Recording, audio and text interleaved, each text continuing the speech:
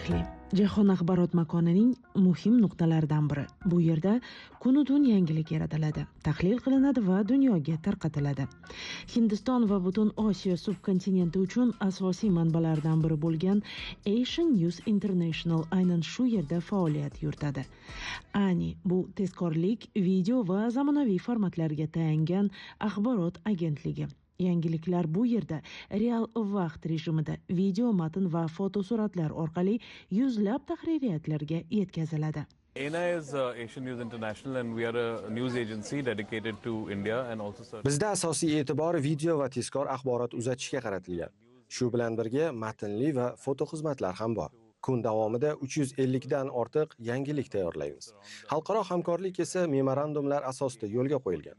Ko'p hollarda kontent almashinuvi bepul, faqat eksklyuziv videolar alohida shartlar asosida beriladi. Biz uchun o'zaro qo'llab-quvvatlash juda muhim. Bu yerda texnologiyalar alohida o'rin tutadi. ANI tahririyatida sun'iy intellekt allaqachon kundalik ish jarayonining bir qismiga aylangan. Yeah, we do use AI, but mainly right now Biz sun'iy intellektdan matn tayyorlashda, tadqiqot va tahlil ishlarida foydalanamiz. Google Gemini va Google AI Studio platformalari bilan ishlaymiz. Shu bilan birga agentligimizning o'z tahririy qoidalari va uslubi bor. Ham matn, ham video uchun.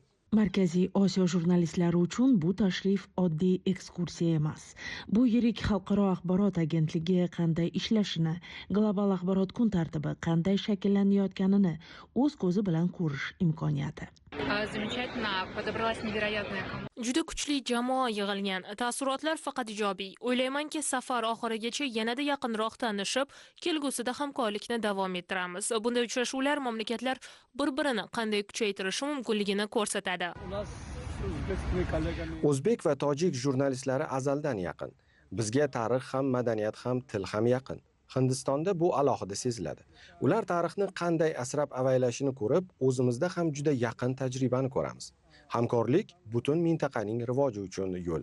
Bu safarda Hindiston faqat mezbon emas, u muloqot maydoni. Markaziy Osiyo va Kavkaz davlatlari jurnalistika, texnologiya va auditoriya bilan ishlashda yangi umumiy nuqtalarni aynan shu yerda topmoqda.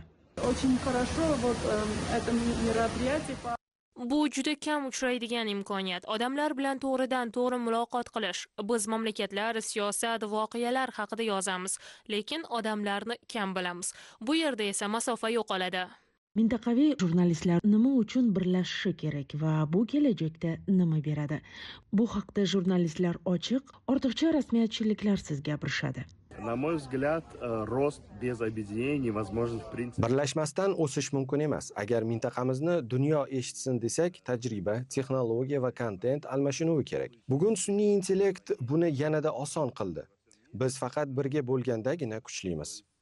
Ommaviy axborot vositalarining ishlash uslubida ham formatida farqlar bo'lishi mumkin. Hindistonda nafaqat Markaziy Osiyo ommaviy axborot vositalari, balki Kavkazning Armaniston va Gruziyadan ham ommaviy axborot vositalari bor va har xil bo'lganimizda ham, lekin bir narsa birlashtiradi. Bu Hindiston va har bir davlat uchun Hindistonning o'rni. O'zbekiston uchun Hindistonda gapiradigan bo'lsak, bu nafaqat strategik hamkor va strategik sherik, balki ko'p yuz yilga tarixiy bir hamkor desak ham bo'ladi. Umumiy tariximiz bor. Shu ma'noda ham bizning madaniyatimiz ko'p bir-biri bilan ulashgan joylari bor desak bo'ladi va aynan shu manzillarga, shu dastur doirasida borishga harakat qilamiz. ANIda ta'kidlashadiki, xalqaro media hamkorlik ishonch, kontent almashinuvi va o'zaro manfaat asosida quriladi.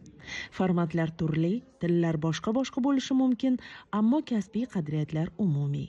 Bu safar yana bir bor ko'rsatdi. Markaziy Osiyo va Kavkaz jurnalistlari milliy o'zligini saqlagan holda jahon axborot maydonida bir ovoz bo'lib gapira oladi.